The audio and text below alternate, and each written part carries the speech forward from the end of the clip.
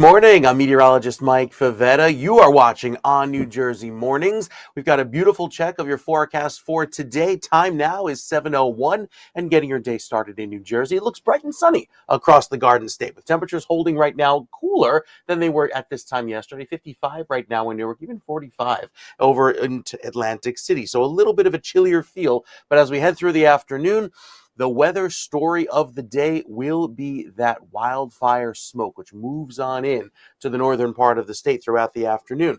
Now, the good news about the wildfires today, and especially last night, is that the winds have been very light, unusually light for this time of year. Even though it's been very dry and we haven't seen rainfall in several days, which has allowed that wildfire to spread rapidly, look at how far those smoke plumes extend. That's that dark shade of gray that you see up into Ocean County and even further south down by Atlantic City. So the weather system that gave us our fair weather yesterday and allowed for lots of clear sky and light winds throughout the day prevented a lot of the smoke from moving from this area. Well, that's about to change through this afternoon. And the reason for that is the winds that will start to push the smoke, which you see originating right there, right up through Ocean County, even further through Monmouth County. And then by 6 o'clock this evening, right as people are getting home, maybe want to open up their windows, enjoy an evening, look what happens. It crosses over into northern New Jersey, even sections of New York City as we head into tonight. So those winds start to push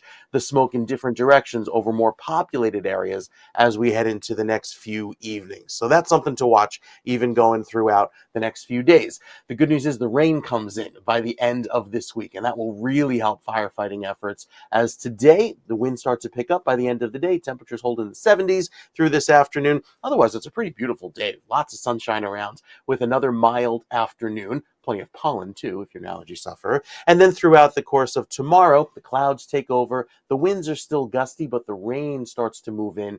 And even though it doesn't move over southern New Jersey at first, it eventually takes over with some gustier thunderstorms and downpours. That's needed to help quell those fires by Saturday morning. The humidity also rises by then, so that's some good news. So overall, the next few days, keeping temperatures well above average, even throughout this weekend, with that rain coming throughout the course of the day Saturday. Most of the rain is done by Saturday afternoon into the early evening, and then Sunday looks nice and dry with a much cooler feel as a northwesterly wind takes over, provides the sunshine and a pleasant way to finish out the weekend. And I think we'll see a refreshing northwesterly breeze beyond that. So again, smoke is the big story today, especially into tomorrow for Ocean and Monmouth County. And if you have folks that you know live in the city and the five boroughs, they will be experiencing lots of smoke by this evening, even out toward Nassau County and Long Island, because the smoke knows no boundaries. It just goes where the wind takes it, and that'll be a concern into tonight and tomorrow. Saturday is our rain, hopefully helping the firefighting effort with the heavy downpours, and then we clear things out, Ken, by Sunday. Ken, we've got a great looking weekend ahead for the end of the weekend. We're hoping for a lot more sun to take us into next week, too. Good morning to you, sir. Good morning, Mike. I understand we have some breaking news. Let me just get this right here that there will be congestion pricing charged if you would like access to the smoke. So I just want to make sure that you. So New York City says if the smoke comes into New York City, they will charge Yeah. congestion pricing to New Jersey, just so that We'll, you're we'll aware. remind the So smoke to bring along the Easy Pass so it gets the discounted rate. don't put it past Governor Murphy. I'm just saying. All right, Mike. Thank you very, very much, sir. We You bet. appreciate it. Yeah, it is definitely a challenging day. And I know people with respiratory problems within 50 miles, depending on, pardon me, as I'm, you could hear me. If you're within 50 miles of the fires in any direction, literally, as Mike pointed out, the smoke wafts. You go out and you're saying, what's it smells like someone has a fireplace going, and that's what it is. And I can definitely hear it in my voice because I think we're right in the direction of the smoke blowing. All right, checking some traffic issues right now. Let's take a look at the approach to the GWB. You can see right now the left side is your lower level approach, right side is your upper level.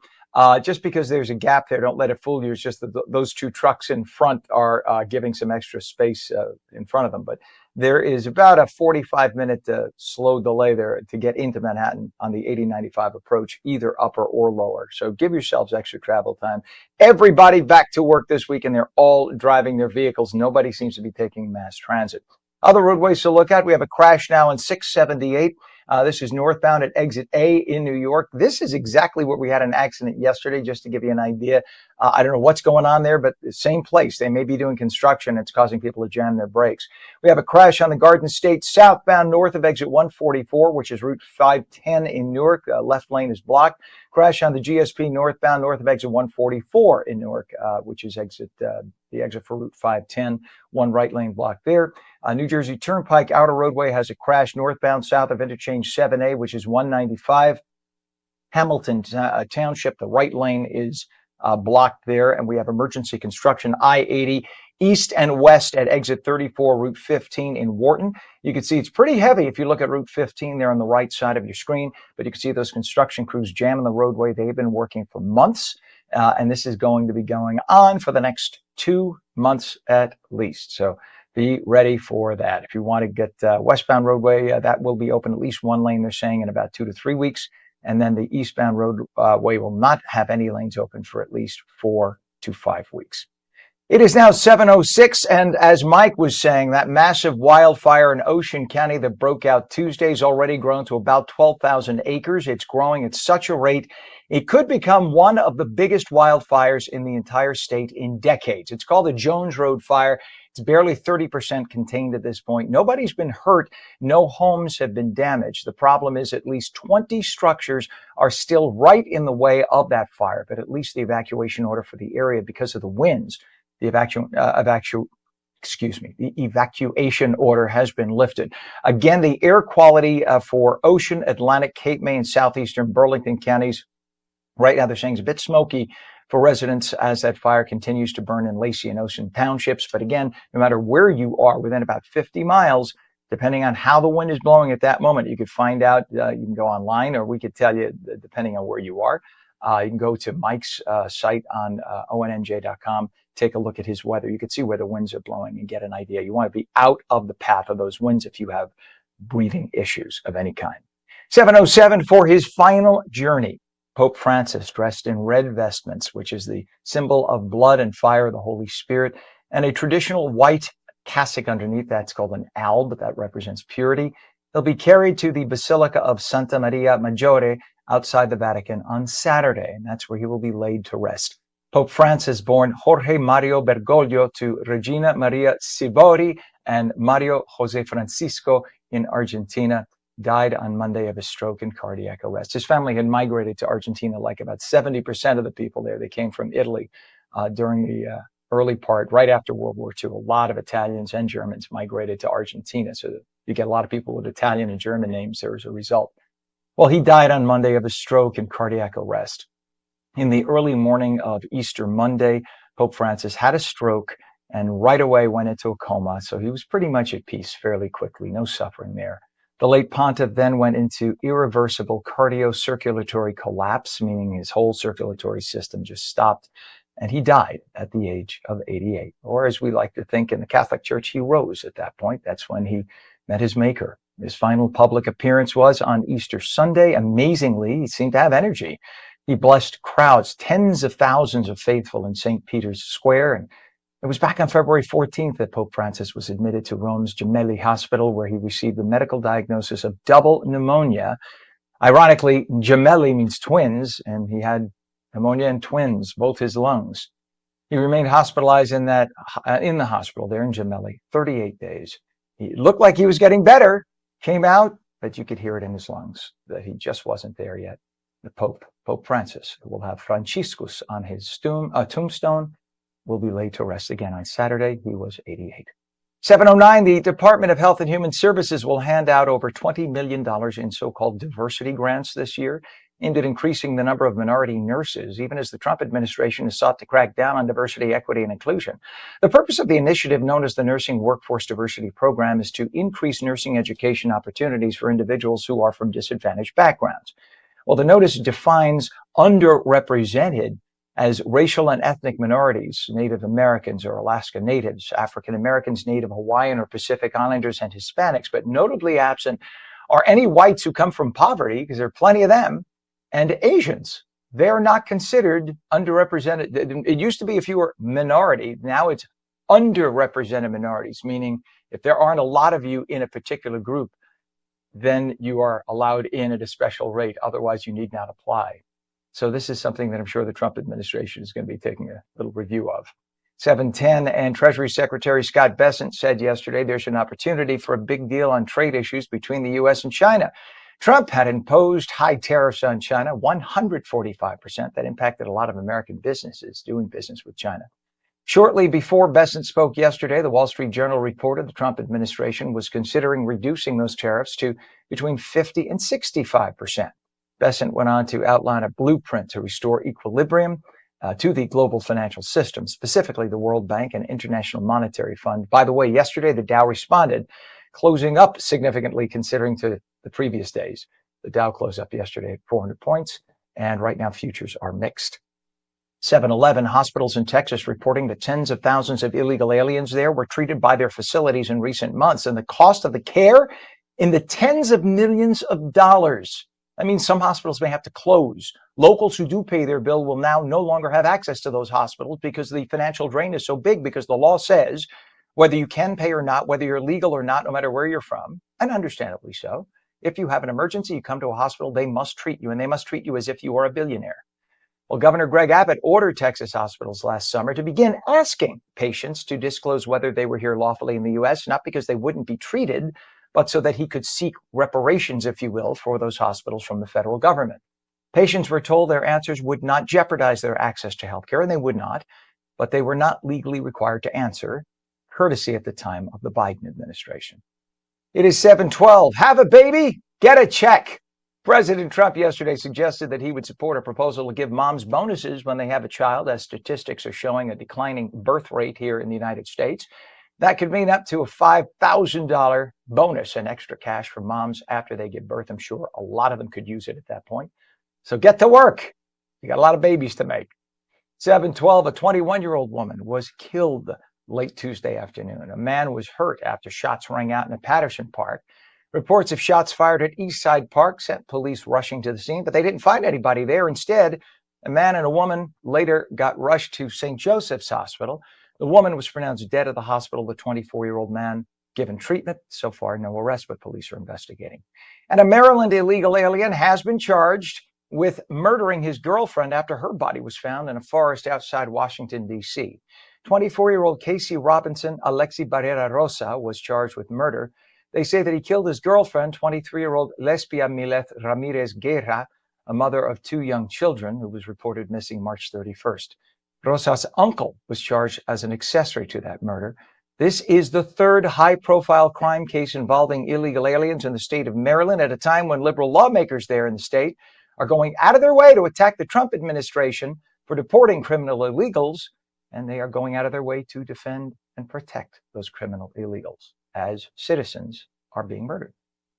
7:13, looks like the Democrat Party is hemorrhaging younger voters. A new national poll from the Harvard Kennedy School's Institute of Politics, only 23% of 18 to 29-year-olds suggest, or support, I should say, Democrats in Congress. That is down sharply, nearly half, from 42% back in 2017.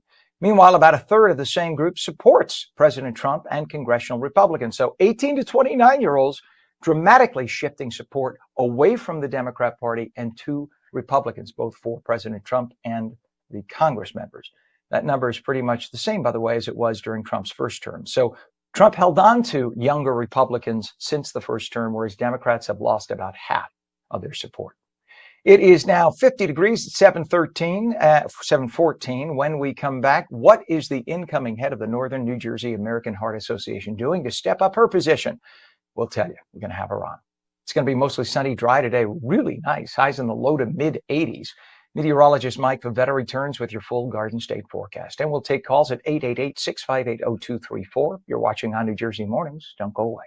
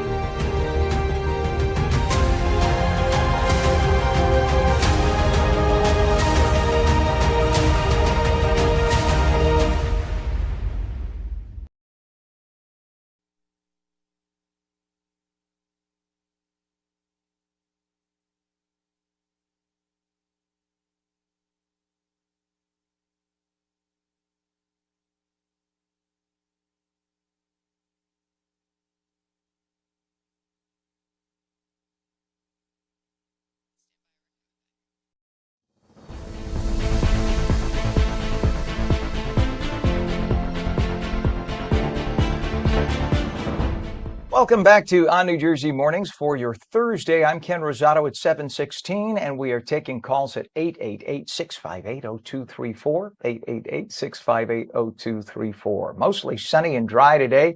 Wow, it's like an Arizona late spring. Highs in the low to mid 80s, right to meteorologist Mike Favetta with the Garden State forecast. Mike, I bet you didn't realize you'd be doing Arizona forecasting. It's wild and wild to see how warm it can get, how dry it's been, and yet the smoke is part of the forecast, Yeah. changing the weather icons, Ken.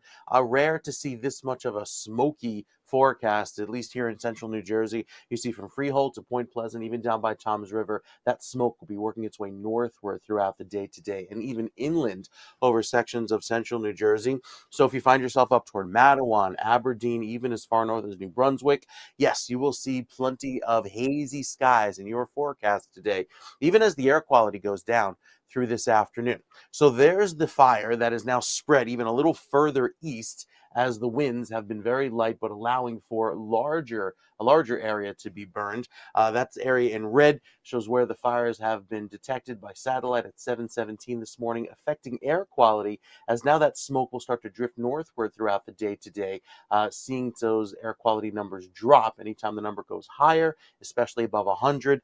That's where the air quality turns poor. I'll show you coming up what the forecast air quality is. It's really not good, especially when you mix that with the allergens, such as the pollens, which are still present in pretty high numbers, even for trees are probably close to the very high level, and grass is on the rise as well. So the only thing that's been preventing the smoke from being a bigger problem up to this point for the rest of New Jersey is because the winds have been very light yesterday and overnight. But that changes today as the wind starts to pick up, moving in from the south and southwest and gusting upwards of 20 or 25 miles per hour throughout the course of the overnight. That pushes the smoke northward into the more populated areas of New Jersey and even out over the Atlantic into sections of the five boroughs and portions of Long Island as well. So going into tonight, you will start to smell the smoke if you haven't already after what will be a pretty lovely day otherwise. UV index back at a 7, which is high. We'll keep it sunny all throughout this afternoon.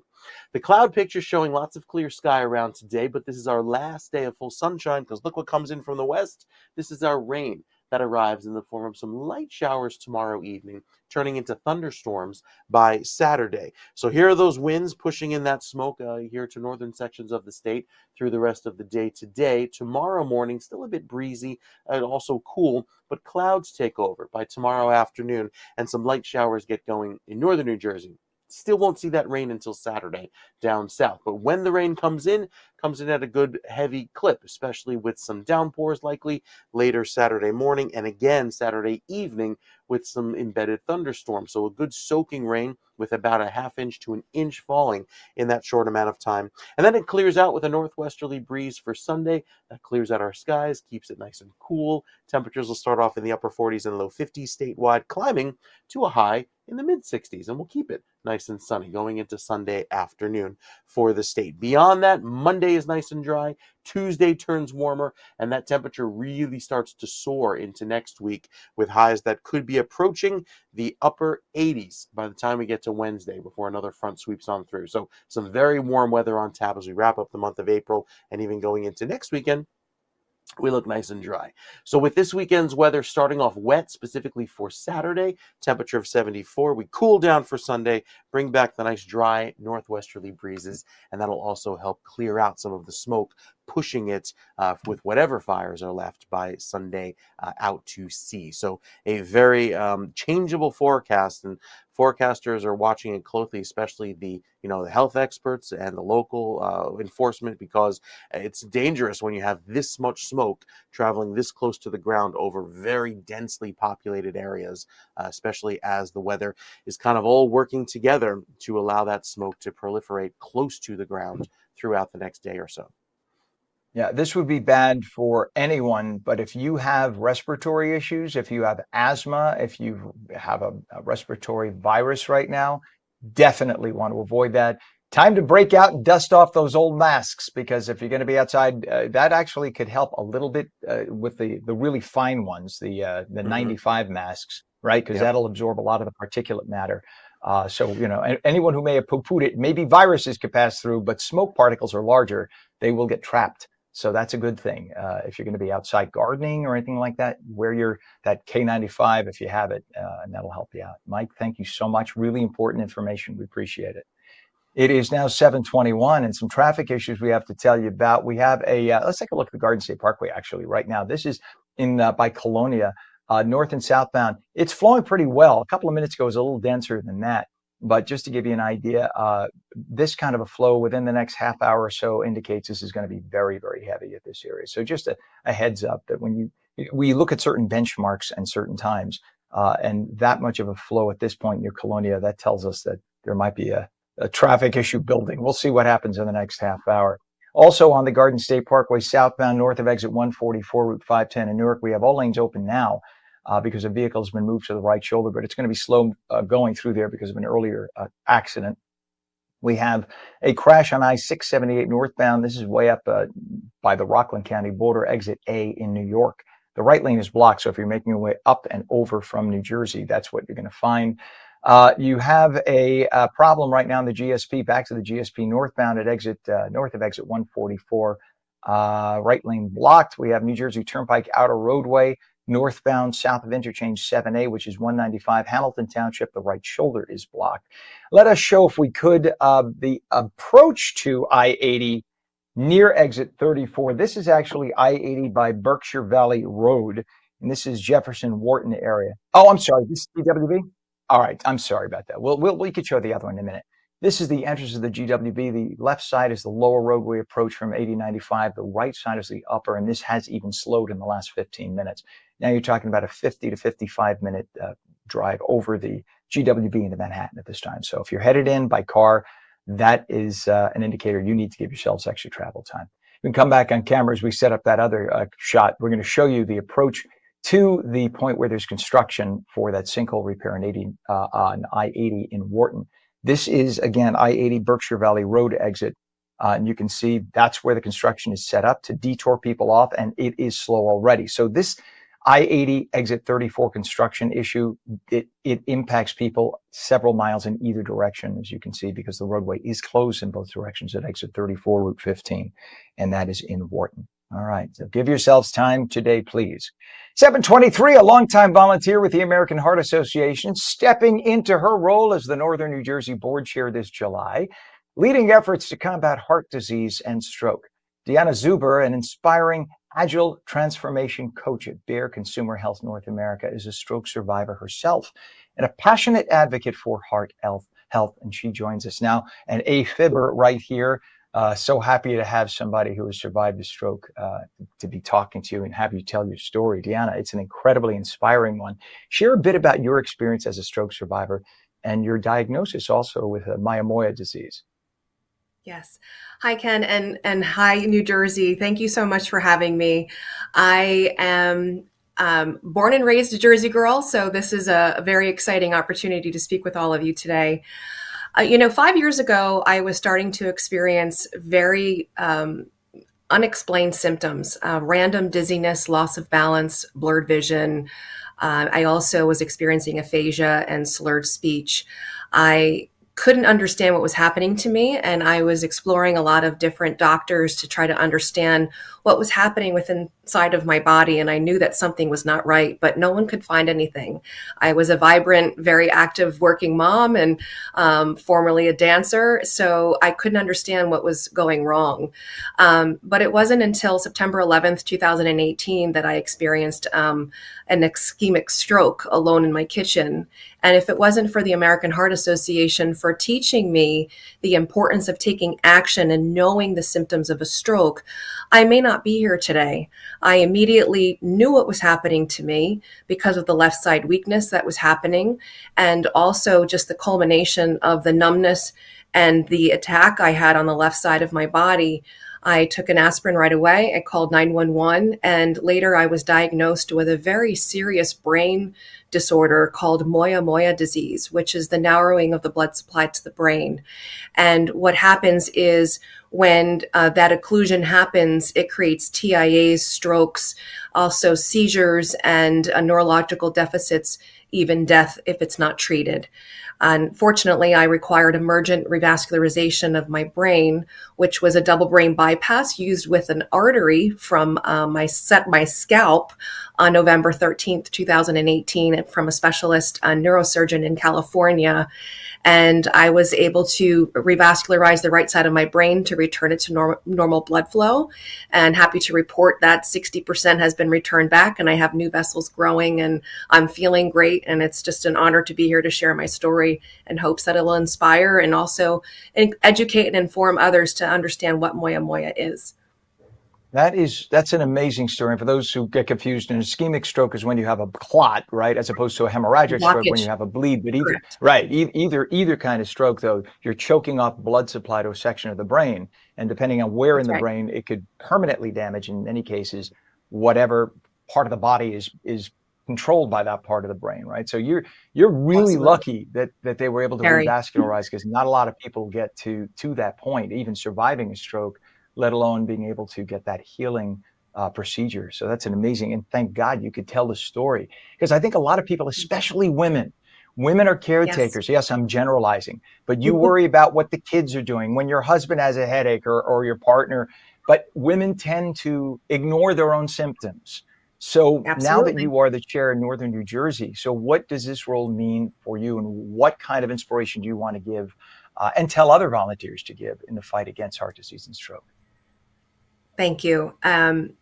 It is a deep honor to be in this position for the American Heart Association. And my volunteer passion for the AHA began over 20 years ago. So it is not new to me to be partnering with them, but the evolution of my patient journey and how it has connected me stronger to the AHA has just enabled me to not only bring more personalization of the patient journey experience, but also an impact to the community, especially in New Jersey, to better understand rare disease as well as brain health, heart health, stroke awareness. I am looking to just bring the community together to a new level.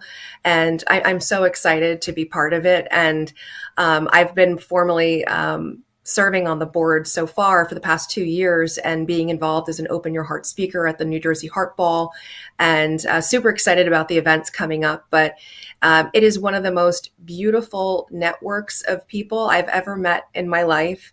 And I would encourage anyone that is struggling as a patient or a caregiver that you connect to the AHA and you participate and you support them, because it has given me a gift of purpose, and it has enabled me to give back to my community, especially my home state, in a very proud way, to represent the AHA and New Jersey, and I couldn't be more proud. And New Jersey is very lucky to have you, especially a homegrown lady, and it's great that you are that person. You're literally a walking miracle. If the American Heart Association, no, you are. I mean, if the American Heart Association couldn't handpick somebody more flawless for this position, especially here. And we only have about 30, 40 seconds left, but I want you to talk about May being American Stroke Month and the time to raise awareness, because I think too many people just think it's for old people, that's for fat people, that's for smokers. Stroke can happen to anyone. And I think it's so important. My mother, she had the Jane Fonda workout down in the 1980s. She ended up having a hemorrhagic stroke. She survived and she healed from it. Most people don't in their 80s, and she did. But that's a miracle, like you're a miracle. That isn't the case for most people, but there are things you can do before. So for Stroke, American Stroke Month, what kind of awareness are you trying to raise? Well, first, thank you. It's very important to understand what stroke symptoms are and learning how to act fast. Even babies in utero could have a stroke. It does not matter the age that you are. And I know people who are the healthiest people, you just don't know. And it's important to understand your medical history and to take action for your health and the health of your loved ones. And I, unfortunately, have lost many loved ones, as I'm sure many of you are either close to, know of someone, or have a family member that has suffered a heart event or a stroke event. And, with respect to honoring those who are no longer with us, don't waste time to learn about your heart health and stroke awareness, and take action as soon as you can. Take care of your health before it takes care of you, and eat healthy, exercise, talk to your doctor about what the best regimen is for you to prevent your further risks. Well, I want you to tell everybody how they can get more info. What's your website? And because I know that they could also make donations there too. What's the website everyone could check it out at? I believe it's AmericanHeartAssociation.com or .org. I apologize. Right. But I know .org. that there are so many different channels across social media, and there's no doubt that you will find it. Yeah, if you Google, just make sure it's .org Yeah, when you look for it, because I look for it too. So it's just go American Heart Association. If you're in northern New Jersey, and we cover the whole state, so wherever you are in New Jersey, you could find your local chapter. This is the northern New Jersey chapter we're talking about specifically here, but anyone with the American Heart Association throughout New Jersey would love to have your support. And remember, everybody has a heart. Everybody is susceptible to stroke, heart attack, right? I was diagnosed 20 years ago with AFib. Never thought I'd have it, and yet you got to be on it. I check my heart, every day. I have a heart monitor, a Cardia. I check Good. every day to make sure I'm not an AFib. I take my Eliquis, etc. You have to make sure you're on top of the stuff, because you are your Absolutely. own best defender, right? Don't wait. Agile transformation. Yeah, that's the key. That's why you're alive and healthy right now. And thanks to God for that, and for all of us. We're very fortunate to have you. Agile transformation coach at Bayer Consumer Health North America, stroke survivor, heart health advocate, the best darn ambassador they could ever have, Deanna Zuber. And friends with, I guess, our own Lisa Marie Falbo has worked with your organization before. Yeah. So nice. Yeah, she's a great lady, and she's a big supporter of you guys. Thank you, Deanna, for joining us, and all the best on your new role. You bet. Thank you so much. I appreciate it. Have a great day. You too. Our pleasure. It is now 51 degrees at 7:32. When we come back, a New Jersey businesswoman getting the honor she deserves. Our phone lines are open. We'll take your calls at 888-658-0234. Sunny and dry today, but remember, there's a lot of smoke in the northern half of the state, actually from Ocean County and up for the most part, depending on the winds. Highs in the low to mid 80s. The full Garden State forecast with meteorologist Mike Favetta in just a moment. You're watching ONNJ Mornings, and we're coming right back.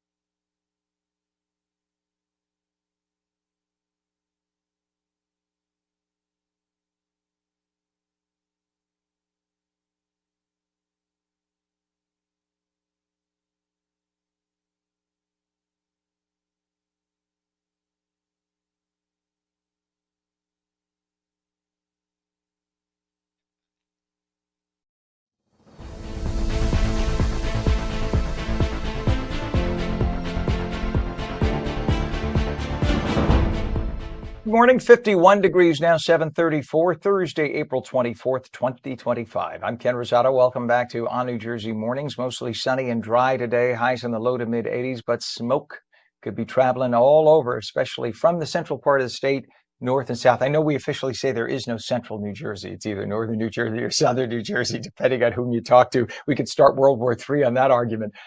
Trenton, that's not central New Jersey, huh? Ocean County, it's central New Jersey. I'm sorry, I'll stop. Meteorologist Mike Favetta with the detailed Garden State forecast. Look what I've begun at this early hour, Mike. Ken, I've been giving Central New Jersey their own forecast for the last year and a half, so they could. We got to get you security now. That's it. Security dog Rocco is waiting at the gate, so he might lick you to death in that sense.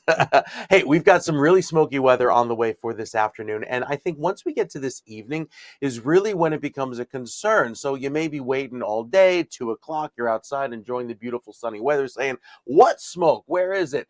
Wait a few hours, because as the sun sets and the atmosphere kind of compresses on itself. I'm not going to get into the physics of it, but essentially the smoke that's in the upper levels of the atmosphere comes closer to the ground as the sun sets. It's what happens every day with our weather. Normally there's not this much smoke in the air, but as that occurs throughout this evening, we're really going to see the air quality drop once we get beyond 5, 6 o'clock this evening for most of northern New Jersey.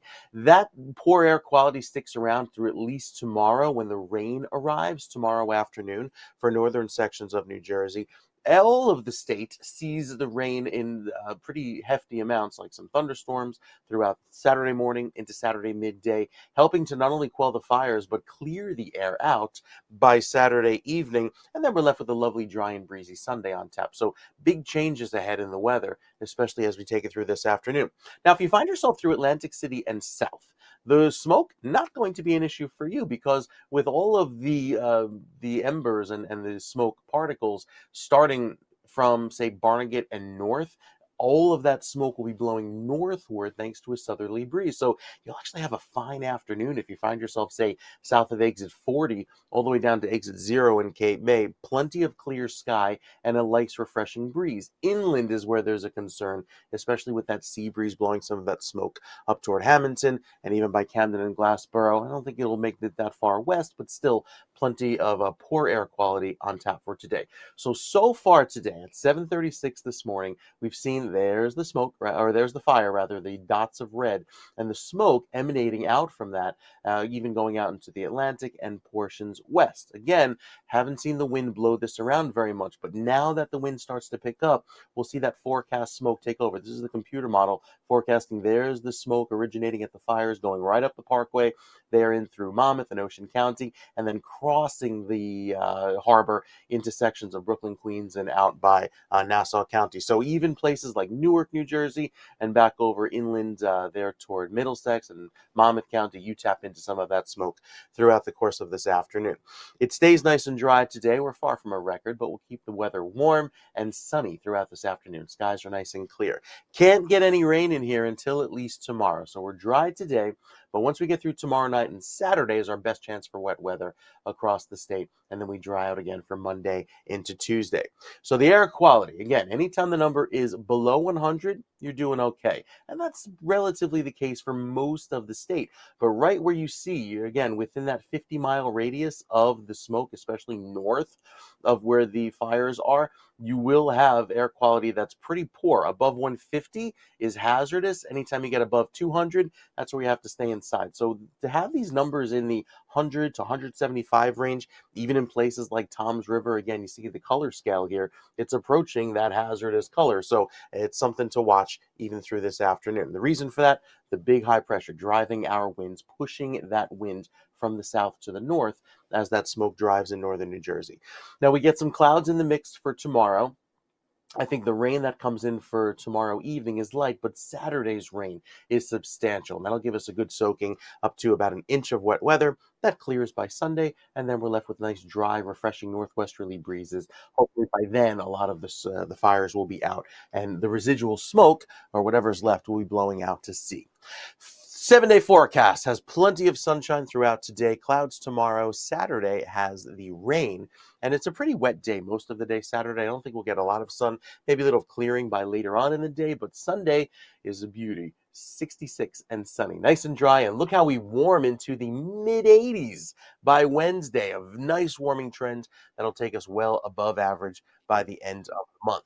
Now, the short points have a little bit of a cooler forecast. Again, smoke if you find yourself Barnegat north, especially into Tom's River, and then we head over toward Saturday, where we have those thunderstorms. Sunday, Monday, and Tuesday, much cooler, with temperatures only reaching the low 60s, but we managed to make it up to 71 even at the coast by Wednesday. And an update for you, Ken, water temperatures have actually warmed into the mid 50s, so we're seeing a nice warming trend down at the shore as well. Wow. So now if you were to jump in the water, instead of freezing your you-know-what's off, you'll just freeze your you-know-what's off. That's Yeah, fascinating. that's exactly it. Yeah. We'll let you insert in your brain which you-know-what's we're talking about. But Yep. I might be just talking about the tip of your nose. Meteorologist Mike Favetta, thank you. And all kidding aside, we're talking about that smoke, and I'm trying to find where there might be traffic associated in the area. So far, it's not impacting traffic. The roadways are flowing right through. And of course, the mandated evacuation orders have been lifted.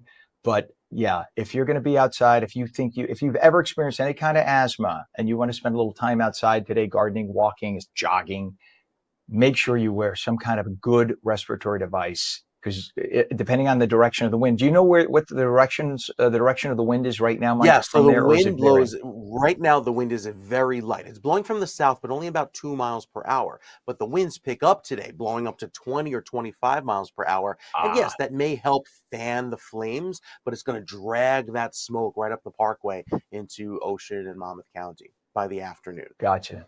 Because I'm all the way up in Morris County, and Mhm. I'm getting just the tiniest waft of, as if a neighbor had their fireplace Yeah, on last night. yeah. The tiniest tiny. You have to really, now it might be psychosomatic, but I'm just getting the little tiny. But I'm assuming if those winds pick up there going northbound, it's going to come right at us, and I'm sure I'll smell more of it later. So.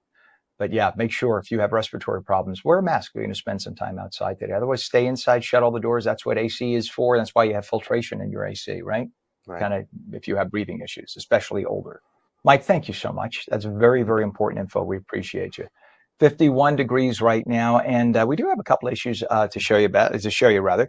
Let's take a look, Pam, if we could. This is the Garden State Parkway, an actual active accident that we have on a camera. This is great. Not great that we had an accident, great that we caught it to show you.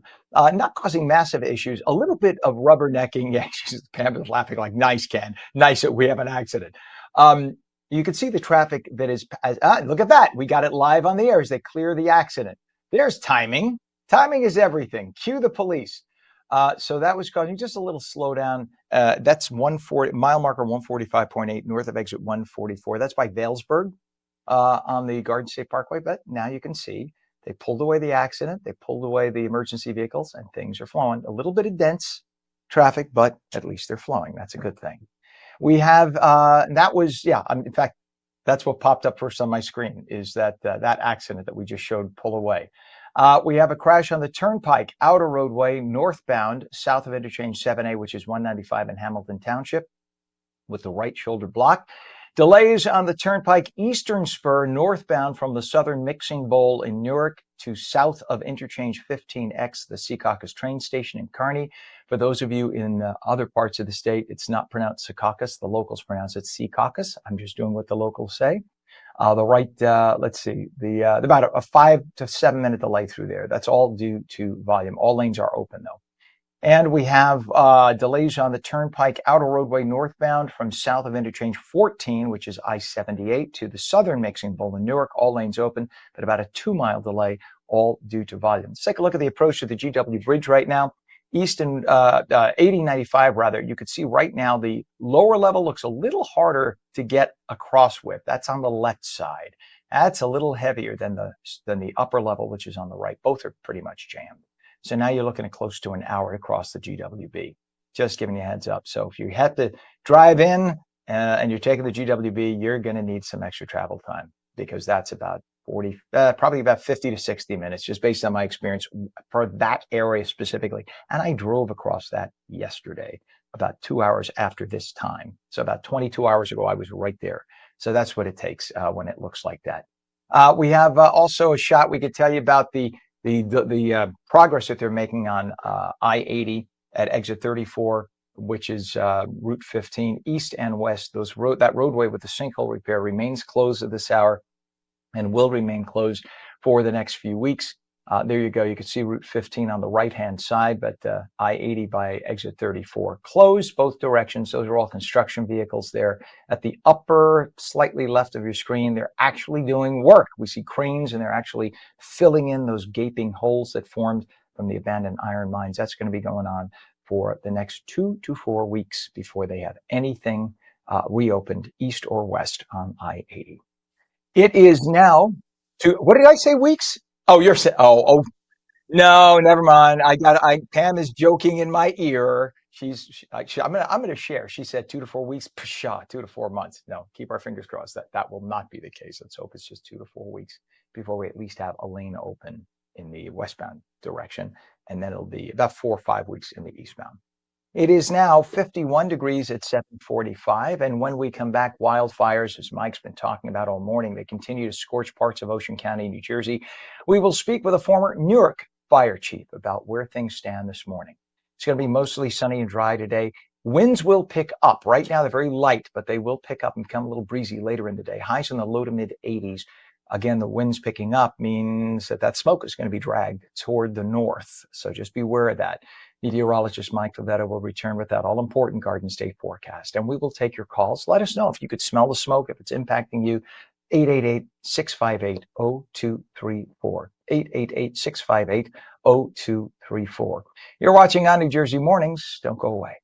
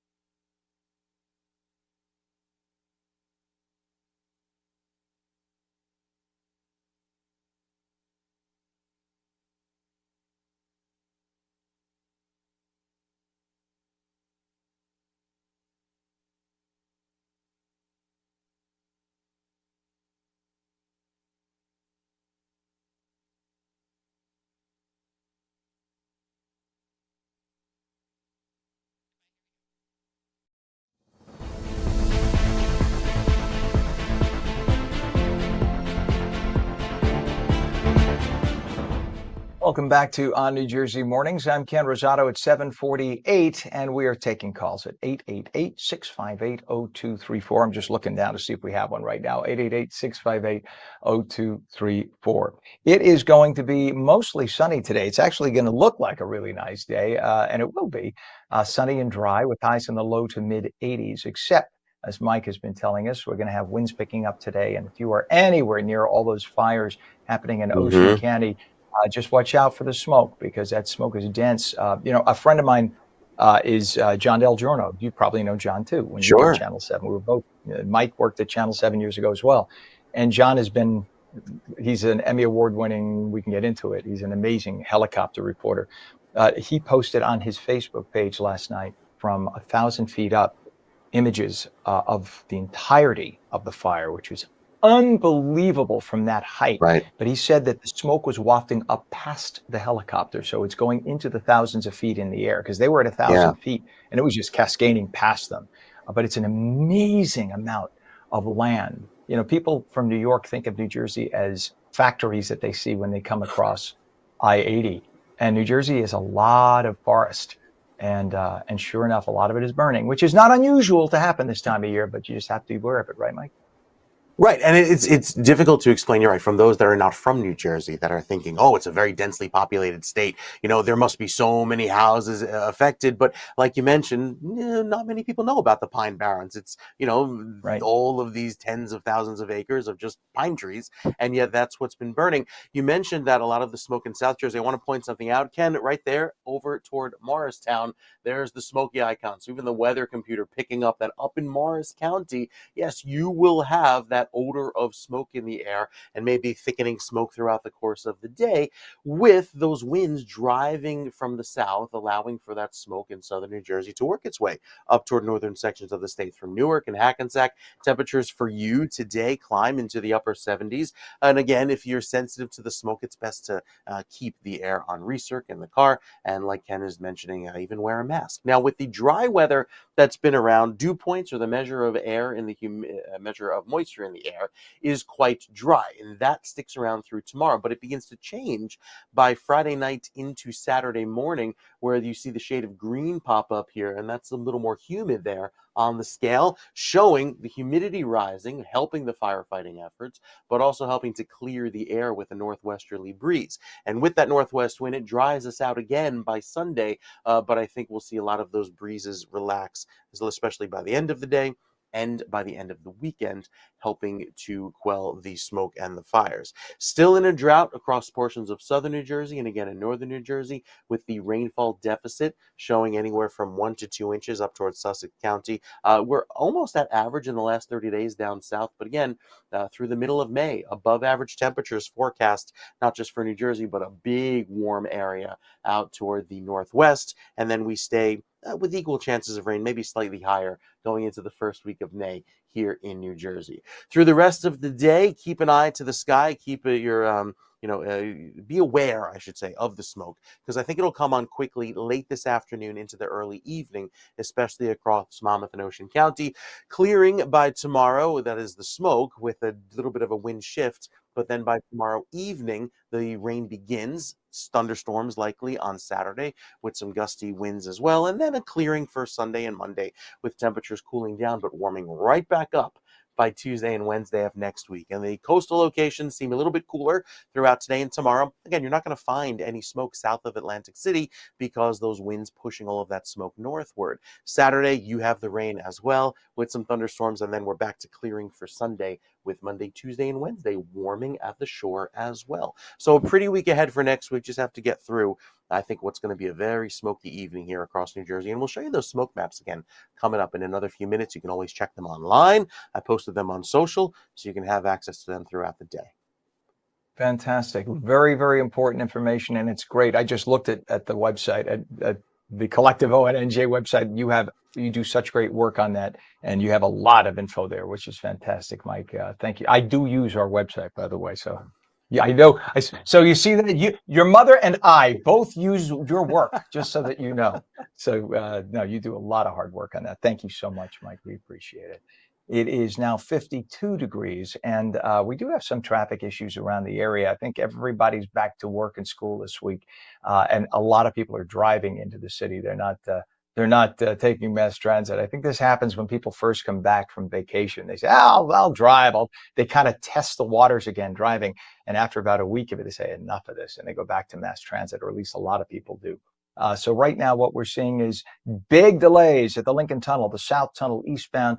All lanes are open, but the travel time is about 30 to 40 minutes coming from the Turnpike exit 16E to get through to New York. So just be aware of that. In fact, Pam, let's show the 8095 approach again to the GWB. I'm sorry, I'm wrong. All right, we'll show this first. Gardsay Parkway. This is a little bit further south. This is exit 150. Or mile marker 150.8 north of the Essex Toll Plaza, which is by exit 148, 149 Bloomfield area. See, just a fair amount of density. It's moving pretty well. So that's not so bad. We talked about the Lincoln Tunnel approach and the Lincoln Tunnel crossing being about 40 minutes at this point, which is quite a substantial amount of time to get across for that tunnel. It's only about 1.25 miles, so that's a long time. Let's take a look at the 8095 approach to the GWB now, because I think people have seen that, there we go. People have seen that there are delays at the Lincoln, so they're taking the GWB. Look at that. So the upper and lower roadways both are jamming. It's just bumper to bumper as you make your way across. That is a solid hour to cross the GWB right now. Upper roadway on the right, lower roadway on the left. Don't let the fact that a few cars are moving on the left side right now fool you. They're both jammed right now going across the GWB. So that is a mess. And I know they've been doing some upper roadway construction of late. So I don't know if that has anything to do with it, but it's really an ugly mess getting across. And we still have that emergency construction I-80 in both directions at exit 34, Route 15 in Wharton, with all lanes closed and being detoured. And this is going to be going on for the next 2 to 4 weeks. 2 weeks for the westbound side, 4 weeks for the eastbound side. Construction crews are working right now. They're trying to get things fixed up. We'll keep our fingers crossed and hope that that happens in the very near future. It is 7:55, and you said it's okay, Pam? Pam? We're good? All right. Thank you so much. So we are talking about right now.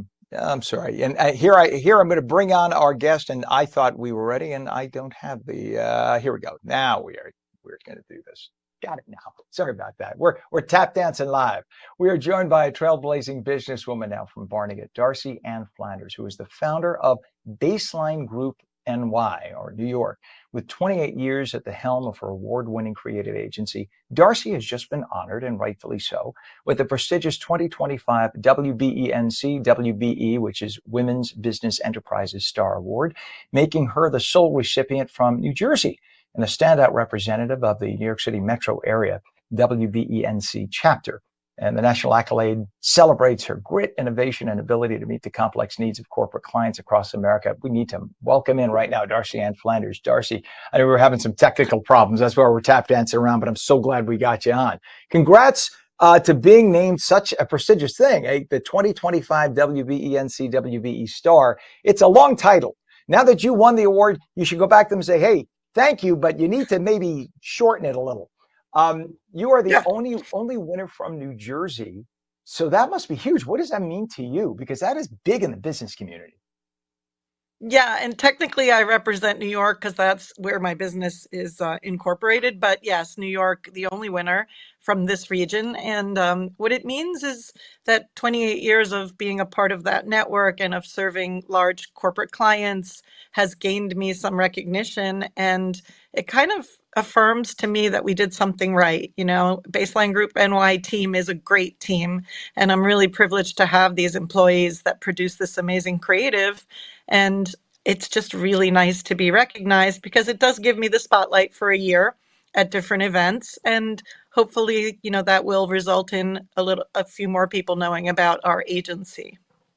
But you spent so many years getting to that point, 28 years. So that is really hard work, and you really deserve the accolades for it. And you faced during that time 28 years of challenges, including losing financial clients after 9/11.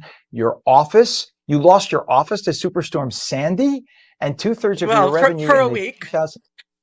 Still, that's a big deal because when you do all your work in one, if I lost my studio, literally, if I widened out, it's messy. Otherwise, I would widen out the camera shot right now and show you. I have everything here. So if I lost access to this for a week, I don't know how I'd have to. You'd have to be watching me on my phone doing the show. How did you find the strength to pivot? Because you even survived losing 2/3 of your revenue in the 2008 financial crash. How do you come back from something like that? I'll tell you, the word I always come back to is grit. And to me, when you make the decision to start a business, you're getting on a surfboard. You have no idea where the waves are going to take you. Sometimes you're on the board. Sometimes you look like a pro. Sometimes you're under the board. You know, you just don't know what circumstances are going to come at you. I mean, look at our little wildfire in Barnegat. Who knew that was coming, right? And there were businesses that suffered because of that, and one I think that even burnt to the ground. So, you know, once you're on that surfboard, you just have to figure it out, because if you don't, you're gone. It's you, and you're the one at the helm. So, you know, for me, it was about having a network of trusted advisors and women that had been women and men in business longer than me, that when the chips were down and I was down all that revenue, I had to just reinvent my company. And I needed guidance from people that had been through the wars of owning a business. And I turned to them to get advice, to get connections, you know, just to help me see my business from an aerial perspective and figure out what of it I could keep and what of it had to change in order to survive. And you've seen the branding and design industry evolve so much over nearly 3 decades. I mean, social media got involved. Talk about a pivot from, oh, we'll do billboards and we'll buy some TV campaigns and maybe a little radio, or maybe Don Imus back in the day, he'll mention us on whatever radio station and we'll do great. That's all gone. It's all gone. It's like when you need to talk about branding and in design and stuff, where do you go now? What, because the industry is still fluid, where do you turn to stay relevant and make things competitive and work? Well, I think you have to follow the trends, the industry trends. So when I started, and this is going to date me just a tiny bit, but there was no internet and there was no email and cell phones were a new thing and everything was printed. You know, you designed a beautiful brochure and you printed it at a printing plant and you handed it out to folks. Now everything is digital. So over the course of our business, we have had to transition from a shop that printed beautiful things on beautiful paper with ink to a completely digital, for the most part, agency. We do websites, we do, all our brochures that we create for people are digital now. So we've had to, really see that trend and run with it. And we are fully digital now, unless somebody wants print, which I love. If somebody ever wants a printed brochure, I'm so ecstatic, because I still love that process. But the next crazy thing is going to be AI. So that's the next trend that we're going to have to deal with and are Let's starting talk to about deal that. with. If I could jump in right there, let's talk about that. And by the way, Sure. before we do, you talk about getting something printed. I was recently at a gathering where I was handed a business card for the first time in about 10 years. No one has handed me a business card in 10 years. Everyone just says, here's my number, just put it in your phone, which it loses something. There was something back in the day when someone came up to you and said, here's my card. It was very elegant, right? There was a process. You pulled out of your purse or your pocket, you pulled out a beautiful gold box, and out of the gold box, it was just an elegant presentation. You would then get this really nicely printed card. And it sort of said something about who you were, right? The way it was presented, it was all part of the process. And that just disappeared. And I don't know if it's a generational thing, but yeah, check me out. Here's my, here. It's just different. I don't know. Maybe I'm an old fart, Yeah. but there was something to that. But now you have tools, something that I'm just learning because I'm old. Canva Magic Studio and Firefly AI. You talked about AI, artificial intelligence gaining popularity among business owners.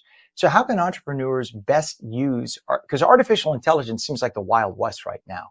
How do they use it for graphic design? And what are some of the key do's and don'ts to ensure that their branding stands out while they still maintain who they are? You don't want like Tony's Pizza, who's been in downtown Nutley for 80 years, all of a sudden look like this slick digital presentation. Then you show up and it's still an old pizzeria. So how do you make sure that they stay authentic?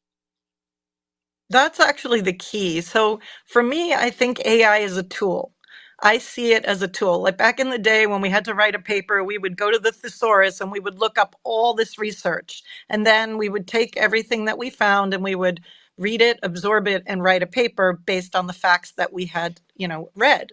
Now, AI can look up things in 2 seconds. So it is a valuable tool. It saves a lot of time, but it is not a creative agency.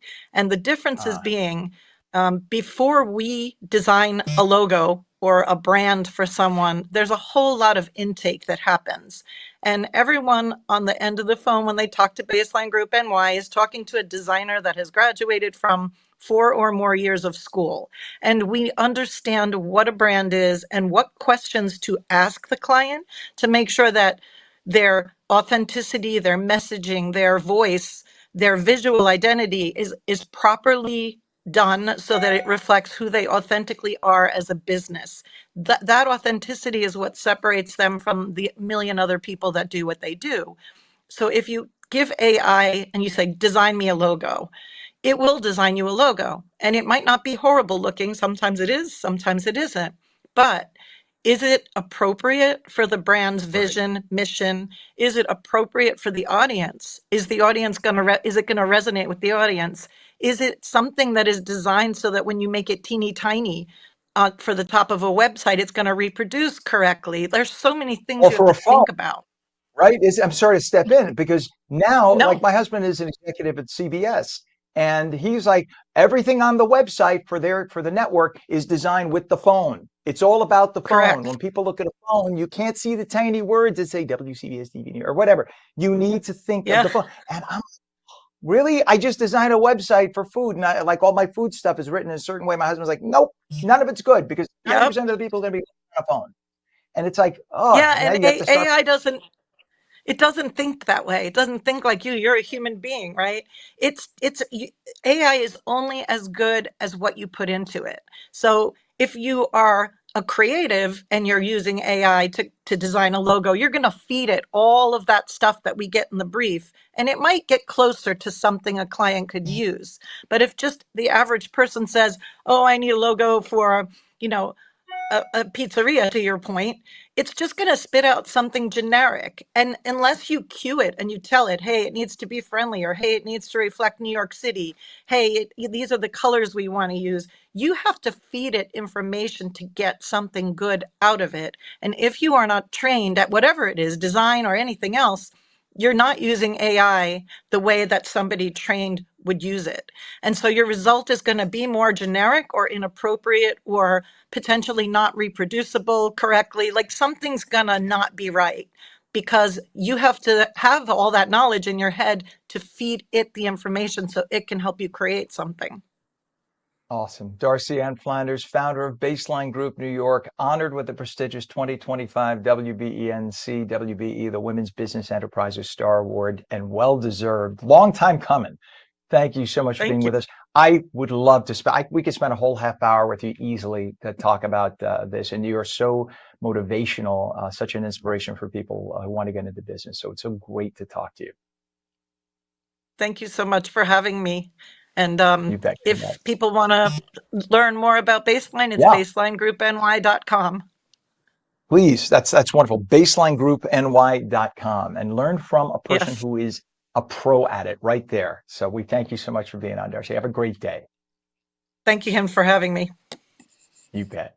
It is now 8:05, and when we come back, New Jersey Globe editor David Wildstein will have the latest on New Jersey's political scene with the Inside Edge, and we'll take your calls at 888-658-0234. Mostly sunny, dry today. Smoke, though, throughout much of central New Jersey. It's going to be blowing north, so beware if you have breathing issues. Highs in the low to mid-80s. The full Garden State forecast in a moment. You're watching On New Jersey Mornings, seen daily at ONNJ.com, Roku, Fire TV, News On, Samsung TV Plus, Apple TV, YouTube, Facebook, and X.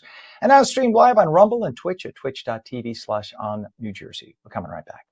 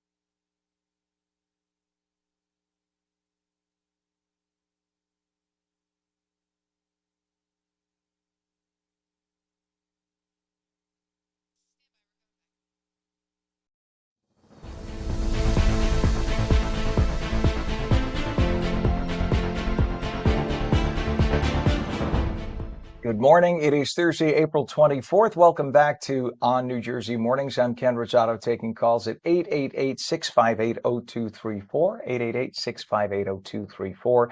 Mostly sunny and dry today. Highs in the low 80s for much of the state. But again, smoke issues for much of the central and central northern part of the state because you have those fires in Ocean County. We head to meteorologist Mike Favetta with a check of the Garden State forecast. Good morning to you, Mike. Hey, Ken, good morning to you. So now that we're in the 8 o'clock hour, a lot of the sun is helping to help the atmosphere lift and expand a little bit. And that allows for a lot of that smoke to reach higher levels of the atmosphere. Well, when the wind gets going later on this afternoon, that wind is going to drive the smoke from Southern Ocean County, where the fires are burning, northward over sections of more densely populated Ocean County into Monmouth County and even northeastern New Jersey. You may have smelled a little bit of smoke as you exit the house this morning. Well, that gets worse by this afternoon as the dense and the thicker smoke works its way northward. Right now, winds are light, gusts of up to 1 or 4 miles per hour. So the calm winds overnight prevented the smoke from becoming more widespread. It's just kind of sitting in a plume right now over where the fire originated, there toward Barnegat Township, south of Toms River. But as the wind today blows that smoke northward, we'll see this expand, especially by this afternoon. So here's the computer model showing a little bit of the lingering smoke over northeastern New Jersey now, but look at that plume after 6 o'clock as the winds get going right up the Parkway, past Toms River, past Long Branch, past Belmar, and even into sections of New York, there toward the five boroughs and sections of Nassau County. There could still be some lingering smoke there in northeastern New Jersey, but I think the most densely concentrated smoke will work its way out over Long Island by tomorrow. So a lot of this is, again, due to the wind direction, which is helping our skies stay clear today, not helping, of course, the fire situation by this evening. The light winds over the last day or so have prevented much of that fire from spreading rapidly. But now with the wind getting going this afternoon, that's going to start to change, especially blowing a lot of that smoke northward, keeping the coastal locations cooler. I mean, if you find yourself on LBI, south of Atlantic City, you're clear. You are out of the woods. No threat of smoke, maybe until Sunday when the wind direction changes. But by then, I think we have a saving grace, and that is the rain that comes in, a good soaking rain by Friday evening. But the real heavier rainfall comes in for Saturday. It starts off Saturday morning with some widespread showers, even some embedded gusty thunderstorms there, helping to quell the flames with another round of rain for Saturday evening. So it's front after front that comes in, helping to clear out the clouds. By Saturday evening, the wind switched direction, blowing in nice clear air, clearing out the clouds, drying the air, and making for a very pretty day on Sunday. They might have some lingering clouds by Sunday afternoon, but overall, it'll be a very pleasant feel to the day, with temperatures that climb back into the low 60s. So we're dry through today and tomorrow. Notice that the rain takes over for Saturday. It's a pretty wet day, but Sunday clears out gorgeous with a high of 64. We'll tell you about next week's weather and see how warm we can get it, Ken, coming up in a few minutes. You're such a tease, Mike, such a tease. But I noticed that you you could hear my voice, and I again, it could be just psychosomatic. I could even smell in my air vents right now. And I'm in Morris County, and I'm smelling Yeah. something coming in. It smells a little smoky. So I guess it might be heading this way already. My eyes are giving me issues, and I'm feeling. Although it could be pollen too. So I don't want to blame it all on the smoke. We do have a lot of pollen still in the air, but it is what it is. So if you have respiratory problems, listen to that man right there and beware and wear a good N95 mask if you have to be outside. Mike, thank you so much. We'll be checking back and we'll be checking the website as well. Lots and lots and lots of traffic issues right now. Let's first take a look at the Garden State Parkway. This is mile marker 150.8 north of Essex Toll Plaza. And you can see now the cars coming towards you right now. Let me get this straight. So the cars coming toward you are headed northbound. The cars going away from you are headed southbound. Yes, you can tell by the shadow, right? The shadow's from the east going west. So the cars, that car is zipping by, that's headed northbound. So you can see northbound as they're coming out of the toll plaza, fairly heavy, but southbound is jamming. And that area right there, that's near Nutley, Clifton, and Bloomfield, that area. So that's very heavy right now, especially southbound. Take a look at that. That's barely moving. So just keep that in mind if that is the direction that you are headed in. Again, that is just north of Essex Toll Plaza. We also have other issues to deal with right now. All the Hudson River crossings are now very, very heavy.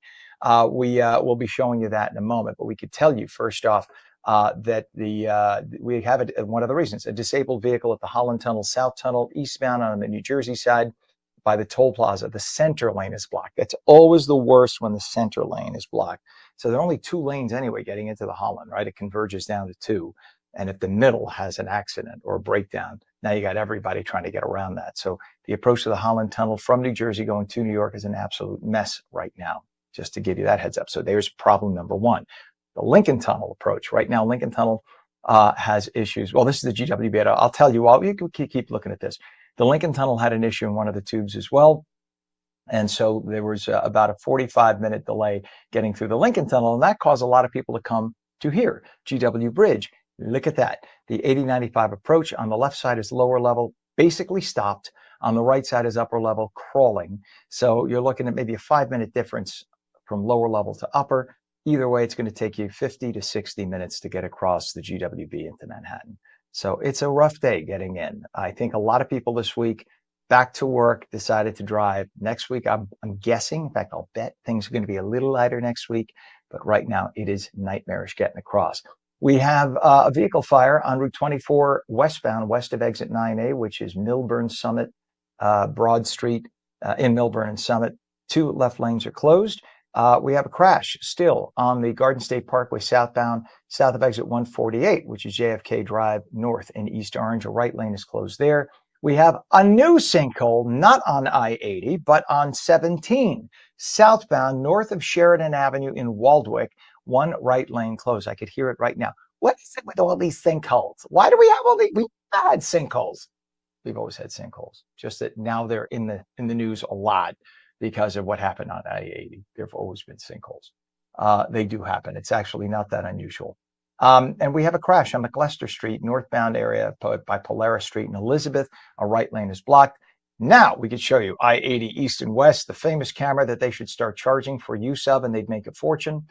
East and west through Wharton, exit 34, Route 15. You can see Route 15 flowing actually decently because I think a lot of people are avoiding the area. That's on the right is Route 15. But you could see I-80 closed, construction crews trying to get things repaired with those sinkholes. And that's going to be going on for the next couple of weeks at least. It is now 8:16, and when we come back, it is going to be time for politics from Trenton like nobody else can explain it. And we'll also have a special guest as well on, and more of Mike, meteorologist Mike Favetta, telling us about the Garden State forecast. Dry, sunny today, and you can expect a nice day, except a lot of smoke in the central part of the state. Pam, I'm throwing you a curveball. We're going to take a break right here. We're coming right back on New Jersey Mornings. Don't go away.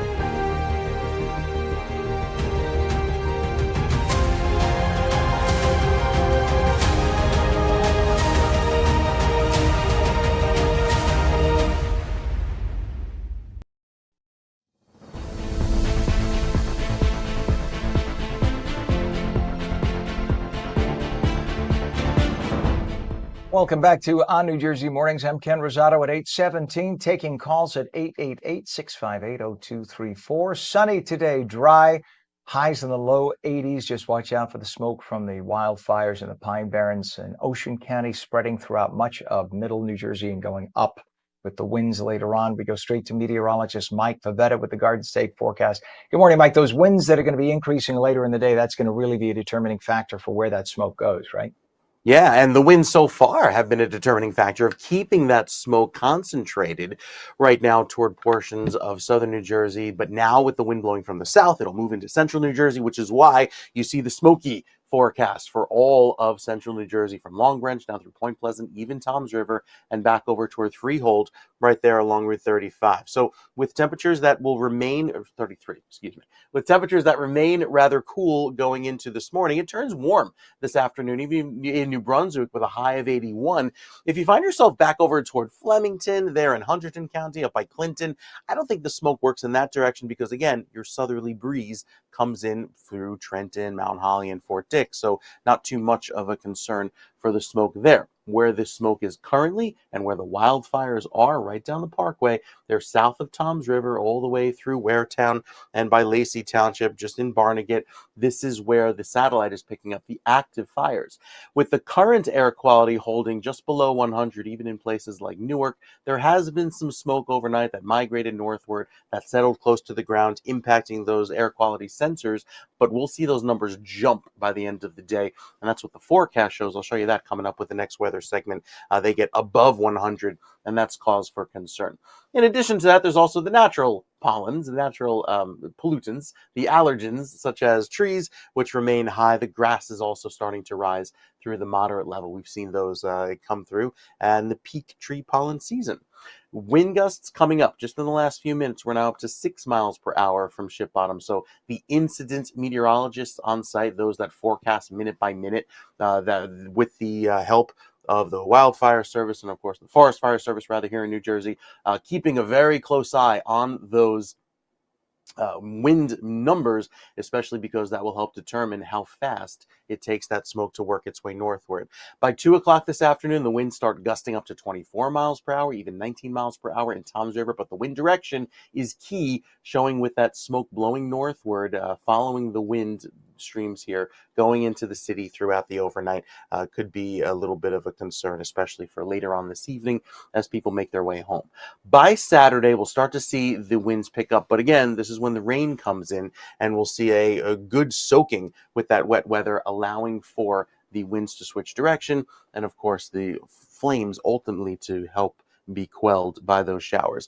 UV index today of a 7, which is high. Plenty of great weather to get out and enjoy if you're not affected by that smoke. And with the clear sky around today, we'll keep it nice and dry. That is until the rain comes in. You see it off to the west. That's the wet weather right here that moves its way into New Jersey by the end of the day tomorrow.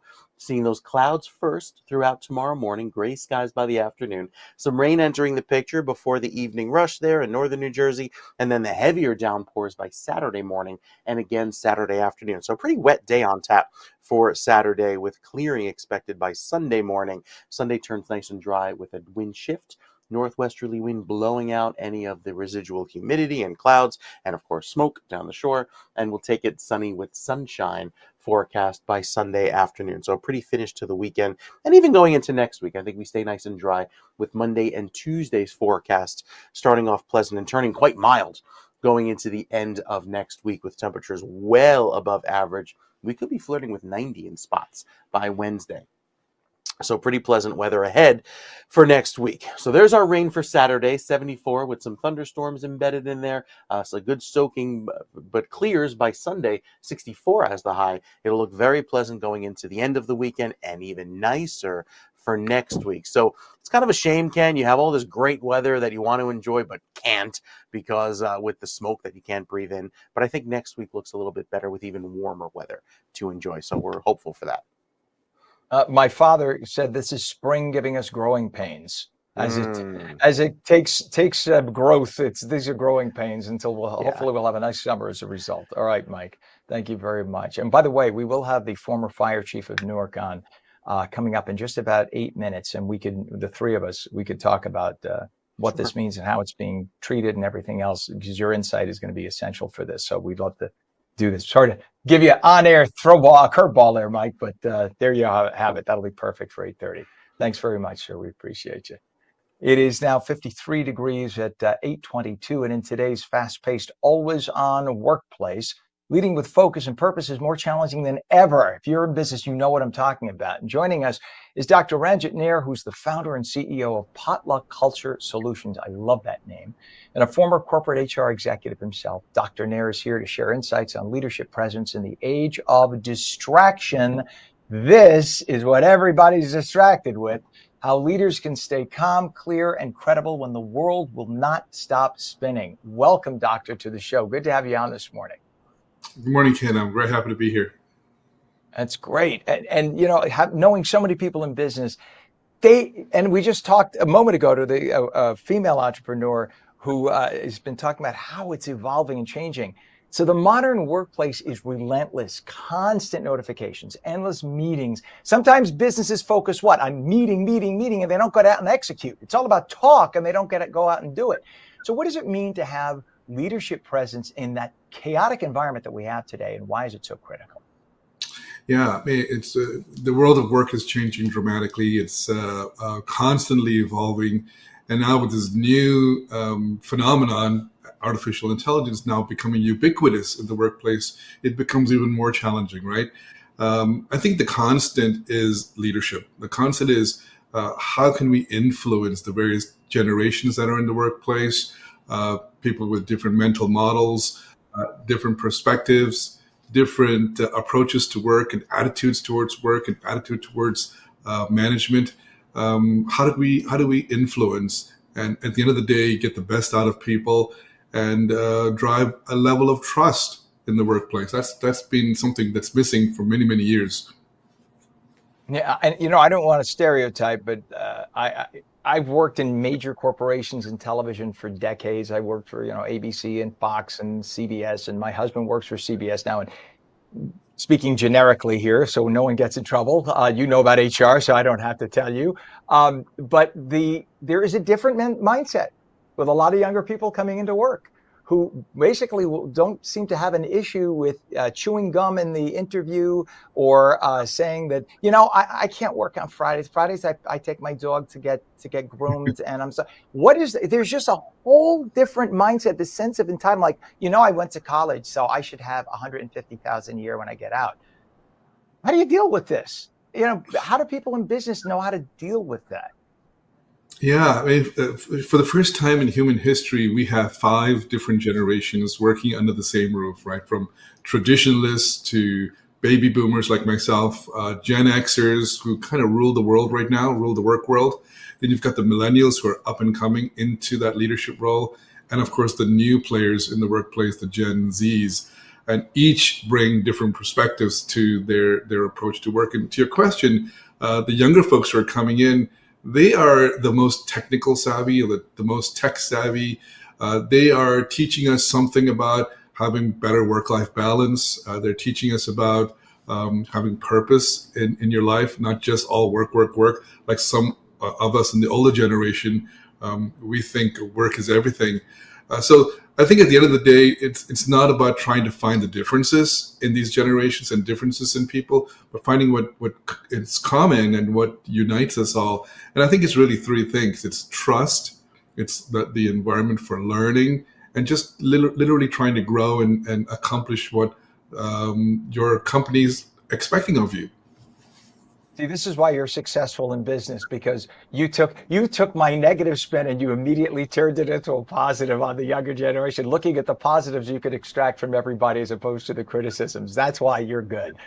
Distractions everywhere, of course. What are some practical strategies that leaders can use to manage the distractions so that people maintain focus both for themselves and their teams? Because for the first time in history, in the last 10 years, especially in the last 5, certainly, it's like everybody's family and friends are right next to them at all times. It used to be when you were at work, you could focus on work. Now, as I'm sitting here doing a show, I'm getting texted by friends of my mother because she's, under the weather.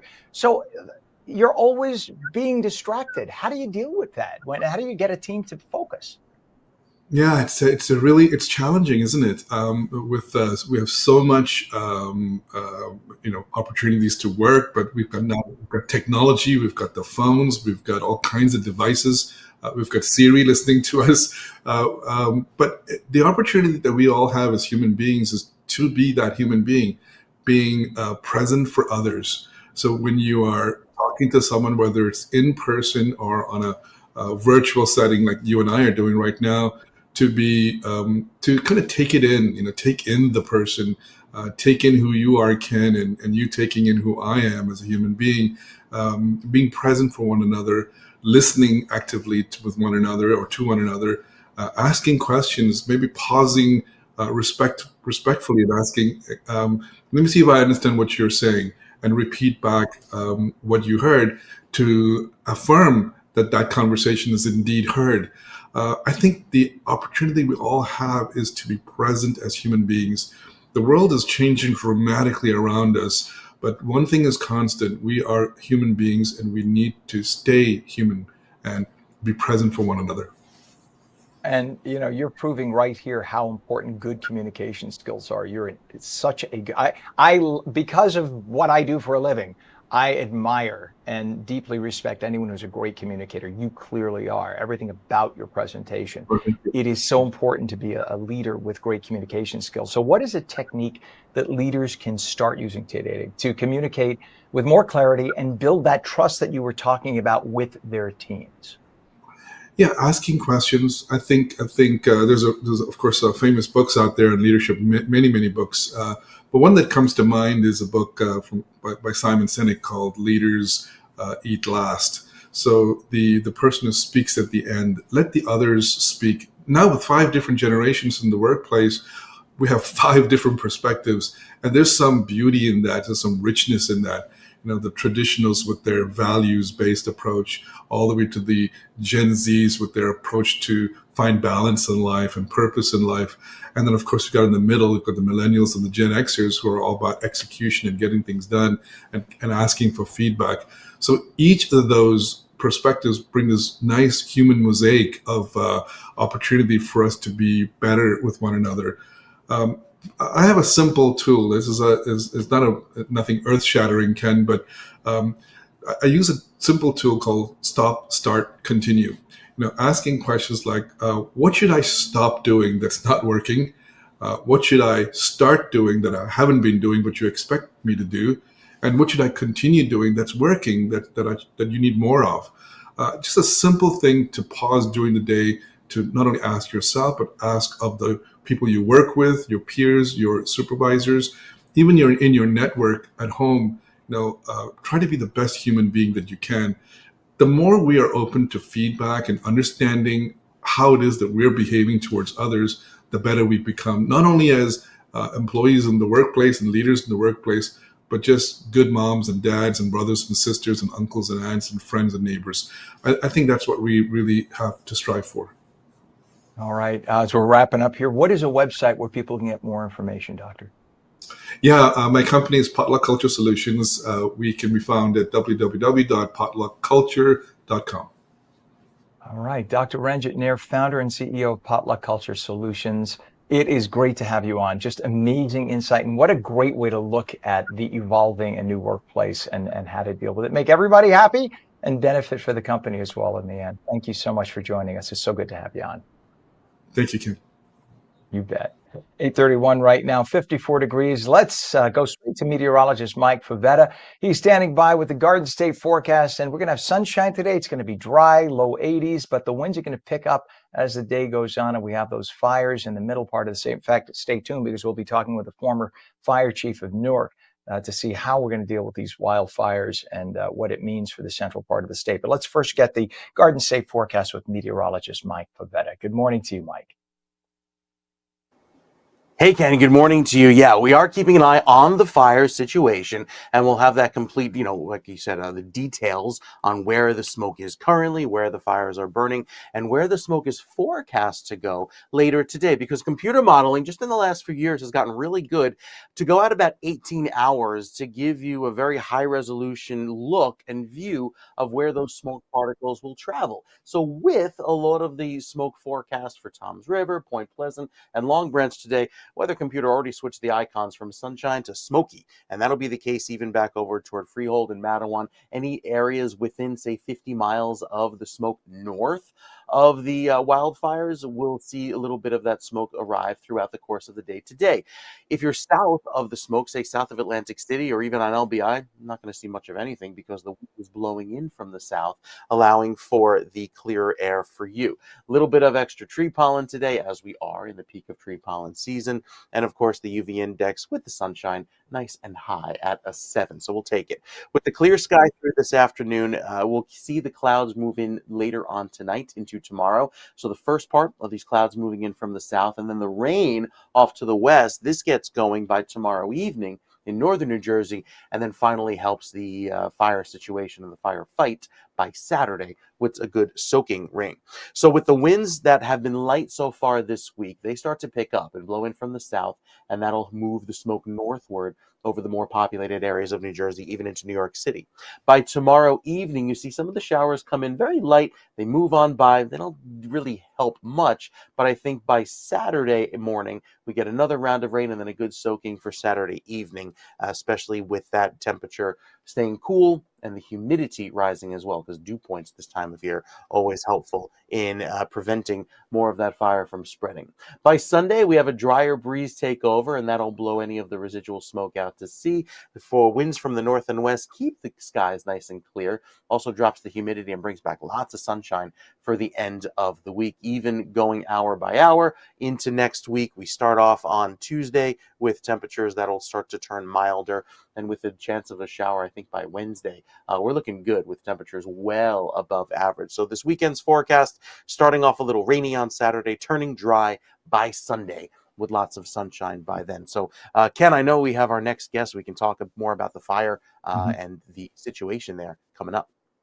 Yeah, and how important the teaming, I should just back out of this, the teaming of the meteorologist with a fire chief, and how important it is that your forecast goes with what happens on the ground.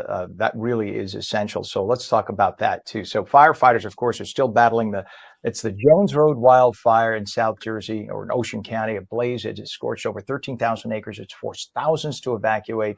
And this is John Centani right now, retired fire chief of the Newark Fire Department, an invaluable resource in this, to share his expert insights on the challenges of fighting a wildfire this magnitude. Welcome to the show. I'm going to still call you chief. You earned that title, retired or not.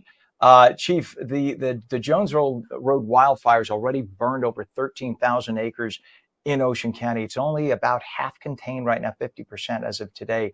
Give us a sense of the scale of the intensity of this fire compared to others you've seen or studied in your career, please. Yeah, Ken, I'm having a little trouble hearing you clearly right now. But on the subject of this wildfire here in New Jersey, yeah, as you said, 13,000 acres burnt, 50% contained. Wildfires, large brush fires, very unique circumstances. You're at the pleasure of the weather conditions.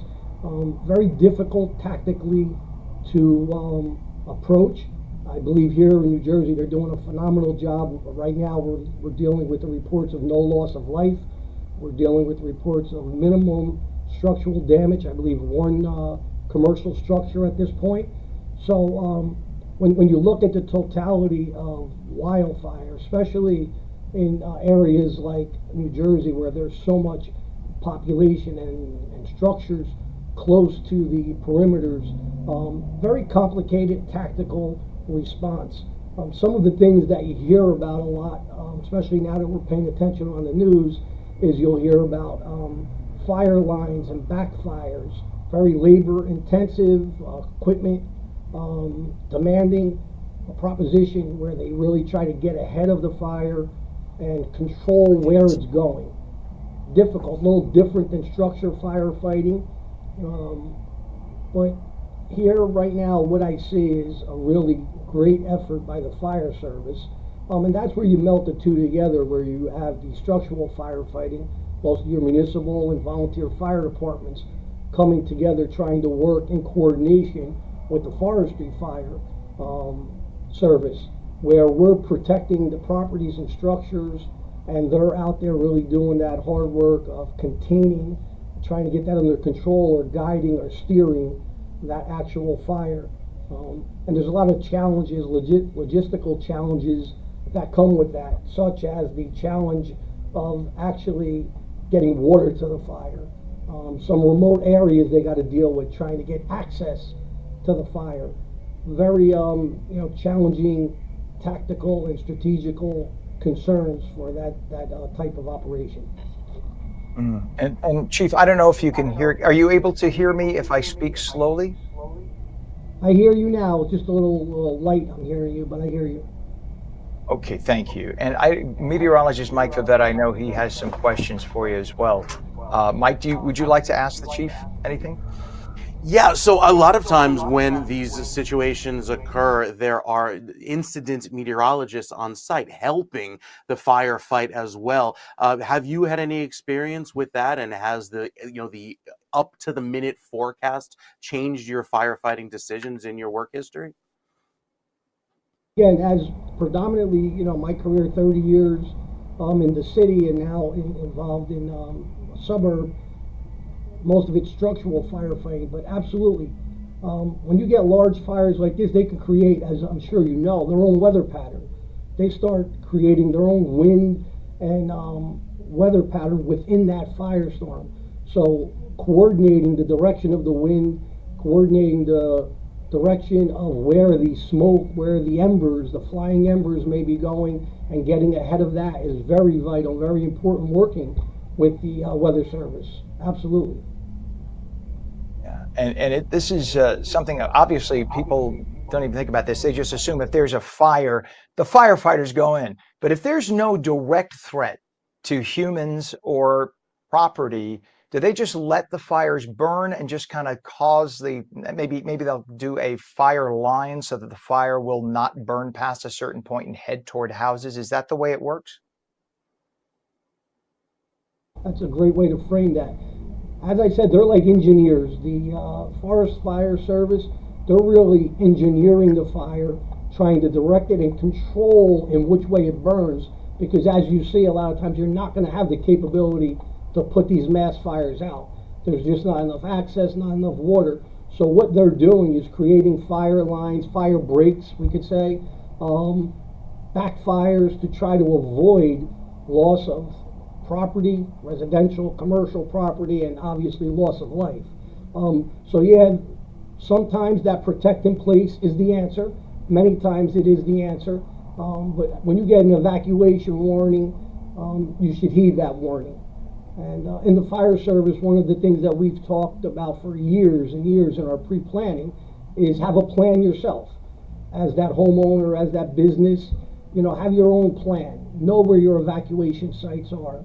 Have multiple options to deal with that. Mike, do you have another question?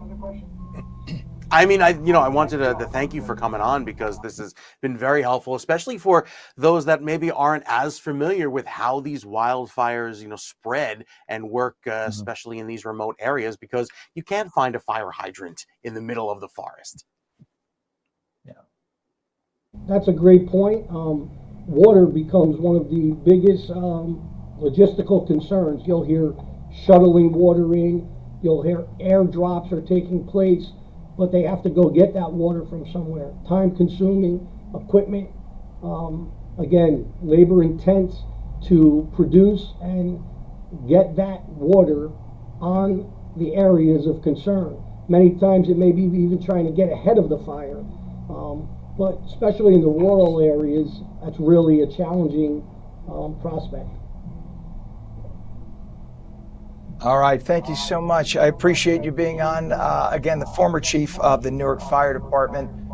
We want to thank you so much, Chief Santani. I covered you many years when I was over Channel 7. It's just good to have you on here as well now with On New Jersey, and we appreciate your insight. You are amazing. And again, this is something that is a big deal, obviously. But for those thinking, as Mike has pointed out over and over again, that we never have wildfires, this is an annual event. So thank you very much for being on. We appreciate you, sir. And thank you, Thank you Mike, very for much, guys. helping out with the questions here. All right. Have a great day. So again, meteorologist Mike Favetta warning us that it is essential that if you have breathing issues, that you definitely give yourselves maybe a break today from being outside. Spend your day inside. Make sure that you have some kind of let's say something to breathe with. If you are going to be outside, make sure that you are using some kind of a breathing apparatus or some kind of we had KN95 masks for so long. Certainly you might have one with you, and that's the way to breathe if you're going to go outside. 8:43 right now. Let's shift that. April is the National Donate Life Month. For those, we all know somebody who has had a challenge or needed a transplant. And we just assume organs just come from heaven. Well, they do, but they go through a human being first. And it is a time in April, as we near the end of the month, we should be highlighting the transformative impact of organ and tissue donation. In New Jersey, the nonprofit New Jersey Sharing Network leads the charge in organ and tissue recovery, organizing community events, programs, and sharing powerful stories from local residents and families affected by donation on both sides. Today, we're joined by Denise Peoples, Senior Manager of Community Services at ONNJ Sharing Network. Denise, good to have you on today, and thanks for your patience. Obviously, we're kind of juggling 5 different balls here, with the wildfires and everything that's happening. Let's start with your remarkable personal journey. How has a life-saving double lung transplant shaped your connection to organ and tissue donation? Thank you for having me, Ken. There's no words. There is no words. It is truly a gift that I would have never, when I was younger, I checked the box, got my driver's license, thought I would help someone else. And that was the end of the story. But never did I think that I would need a double lung transplant. It has taken me from being very active, extremely active, to just having to think about standing up because I couldn't breathe. All types of things that I went through on the journey that were never in my plans, to now being able to walk, run, sing, just live life again because someone said yes to the gift. And how can you explain, or can you explain, please, the current need? Because I know there's such a big need for organ and tissue donors, and why taking the time to register is so critical. We all put it off. We think, A, we're never going to be in that situation. We're never going to be in life or death. My family will figure it out. Why is it so important to take the time to register right now? It is so important because we have over 100,000 people in the United States that are waiting. 4,000 right here in New Jersey. Nobody, like you said, nobody thinks, I'll take care of that later and all of that. But this is something that happens tragically. It's not something that, we're going to plan it. It does not. So having that conversation, getting good education about what organ and tissue donation can really do and how the process works is so important. So the need is great because less than 1/10 of 1% of all deaths actually go on to be organ donors. And we need so many more people. And New Yes. Jersey's called the giving state. We're one of the more generous states Yes. when it comes to organ donation efforts. What's Absolutely. driving the growing support for donation here? What are we doing right that other states need to pay attention to? Well, every state has an organ procurement organization, like New Jersey Sharing Network is that. But of course, New Jersey, we do things bigger and better. So we have 2 amazing 5Ks. One is in Ocean Grove, right on the beach, May 17th. June 8th, we will be at the New Jersey Sharing Network headquarters. We take over New Providence, and it is just amazing. On top of things that we do in our local communities, such as Live Healthy and Move is an amazing event that we do in communities to give back, to give people information, to offer our community partners to join us to help those communities so that we get that information back. We have book drives. We do all types of back to school supplies and things like that to stay in the community, to educate people on organ and tissue donation so they can make that decision. How can viewers get involved, learn more, and sign up so they can become an organ and tissue donor right now? There's got to be a website, right? Yes, they can go right to our website, njsharingnetwork.org. You can register on your iPhone. There's so many ways, but have that conversation with your families. We are tight on time today. I want to spend more time with you. So please, can we have you back in the near future? Because I think it's important that we talk more about this and spend a little more time on the subject. All right, please. God has you here for a reason. And I know, I'm sure you pay homage to the person who donated their lungs for you. Every day. Every day. It must be very, very special. But again, you are here for a very specific reason. Denise Peoples, Senior Manager of Community Services at New Jersey Sharing Network. I can't thank you enough for being here today. God bless you. Thank you so much for having me, and God bless you too. Breathe easy. Thank Thank you so much. You bet. All right, 8:48 right now. And you know what? We go from miraculous to fun. How about that? Let's take that transition at 8:48. Do you know what's coming up in less than 2 weeks? Cinco de Mayo, the 5th of May, a celebration that we celebrate way more in the United States than they do in Mexico. They look at you and they go, huh? Cinco de, what's the big deal if it's the 5th of May? Well, we celebrate it big time here. And there's one organization in northern New Jersey that knows how to do it pretty much better than anybody else. So the countdown is on for the biggest Cinco de Mayo bash at Doherty-owned Chevy's Fresh Mex in Clifton and Linden, with mouth-watering tacos, empanadas, margarita flights, New Jersey's hottest DJs, and giveaways like MSG concert tickets. Chevy's is ready to make this their grandest fiesta. We are going to be joined. I'm sorry, I'll never do that again. We're going to be joined now by Kurt Polich, who is the Vice President of Casual Dining at Doherty Enterprises. You guys make it so big every year, Kurt. So what is your vision for making this year's Cinco de Mayo at Chevy's in Clifton and Linden the biggest yet? Well, Ken, thank you for asking, and thank you for having us, because we're super excited with how the weather is really starting to open up, and we're going to have just the spring is in, the Mets and the Yankees are winning. We can't wait for the party to have more than 2,000 to 3,000 people in our parking lot and truly enjoying, celebrating, Mexican food and culture and enjoying the libations. On Route 3 2 days ago, and I saw the big billboard there on Route 3 as I passed, saying that it was going to be outdoors. You're just commandeering the parking lot, right? So it's going to be a big outdoor fest. So is it all day, all night? What are you doing? Tell us about the big day.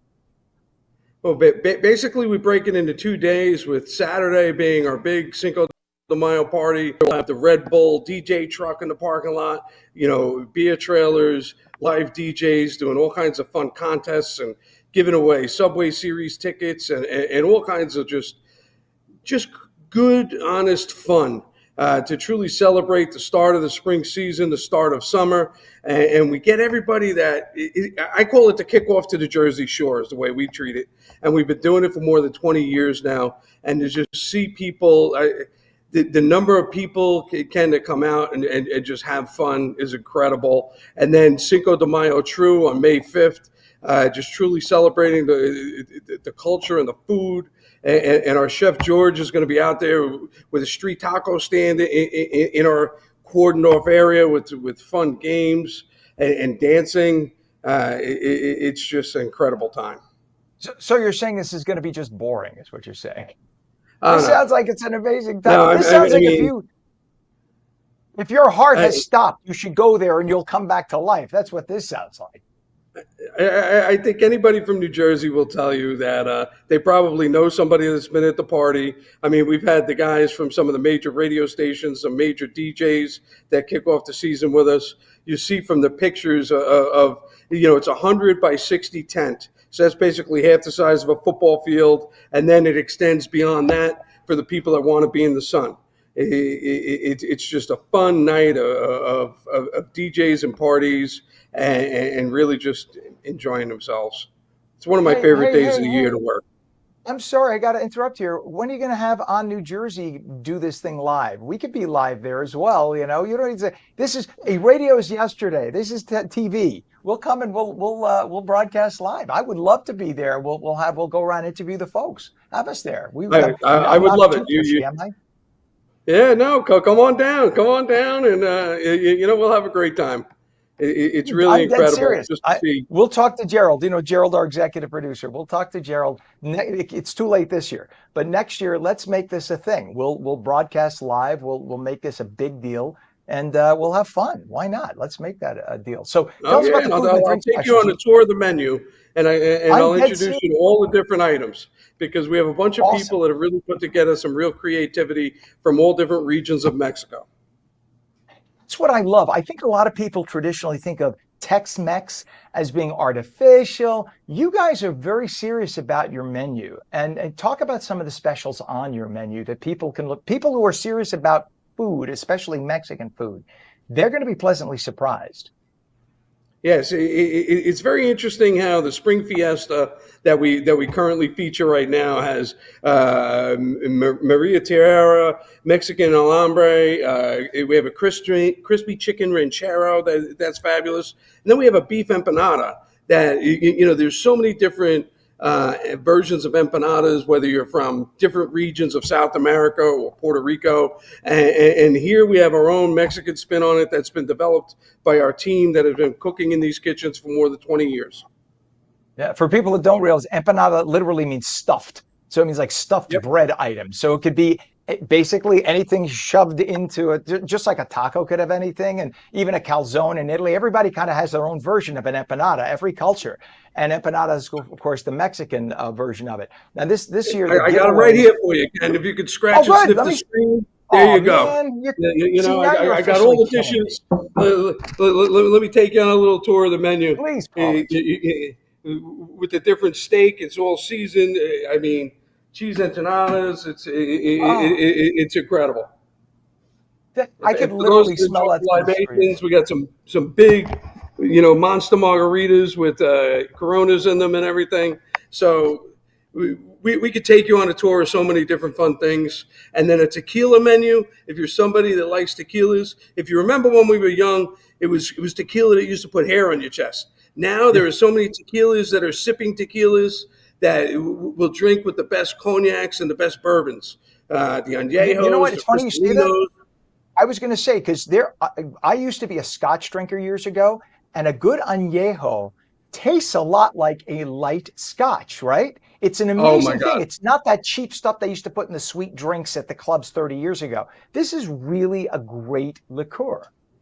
Oh, I will tell you, we'll put it on a big stone or a big rock, meaning that large ice cube, and you just sit there and sip it, and the flavors that could come out, and the smokiness and the texture of it, it's incredible. Well, I really have a fun time doing my job because I get to pick what goes behind the bar. So we'll sit there and we'll sample everything on the market, and we really, between our team that works here, we put together a tremendous number of variations because tequila now is like wine. right. It doesn't matter the price. You could find different things based upon the taste profile that you love. Bert, we're down to about 30 seconds. What's your website so people can get reservations or more info about it? Chevys.com. It's right there. Type in big party for Cinco de Mayo. You'll find us. It'll lock right in. In Linden and Clifton especially, but it's worth the drive anywhere in New Jersey or New York. Come on in and have a good time. Kurt Polish, who's the vice president of casual dining at Doherty Enterprises. You guys own a whole bunch of great, fresh, contemporary restaurants throughout New Jersey and the region, but we can't thank you enough. Chevy's is the place for Cinco de Mayo weekend. Thank you for joining us, Kurt. Thank you for having us. Appreciate it. You bet, my Have friend. a great. Thank you. You too. It's going to be fun. You got to go there. 8:56. Do we have Mike? Yes. Let's get a quick final check of weather if we can. Sorry to throw the curveball at you, Mike, but I know it's been a busy day. What do we have to look forward to today? Are you kidding me? What a day to dine al fresco with their salsa. I grew up not far from a Chevy's. It's not there anymore, but it was on Route 10 in Mars Plains, and that salsa made fresh with the endless chips that come warm from the warming draw. I'm telling you, it's making my mouth water just thinking about it. So on a day like today, Cinco de Mayo coming up, we've got great weather coming up for Cinco de Mayo too. We'll show you that part of the forecast, but a little bit of a smoky scent in the air. No, it's not the añejo, not the jalapeno. It's actually a little bit of that wildfire smoke that's working its way through northern New Jersey by the end of the day. South of Atlantic City, you're fine. It is a southerly breeze that's keeping the smoke away from you. So even Ocean City, Avalon, Cape May looking good. That's where the fires are located in that dot of red, and the smoke extends northward with another plume of smoke expected later on this evening as the winds start picking up. That shade of pink working its way right up the parkway, even across the harbor into sections of New York City later on this evening. As far as the rest of the day, we are dry, we are warm, we stay clear through this afternoon. Again, we'll start to see that smoke work into the picture, but we're dry in terms of rainfall as we do not see any chance of rain until tomorrow evening, but the best chance of rain is on Saturday, and that's when we'll get a good soaking in here. By the way, the air quality forecast for later today, quite poor going into the end of the evening with Tom's River. coming in at 175. Anytime that number is above 100, it's bad. Anytime you approach 200, that's pretty hazardous. That's where we get higher on the scale here. So Ken, looking forward to the drier days ahead. You can always chat the 7-day on the website, ONNJ.com. You are the best, sir. Busy man. Thank you. And that is on New Jersey Mornings for your Thursday, April 24th. I'm Ken Rosato. We'll see you again tomorrow. Have a wonderful day. Take care, folks.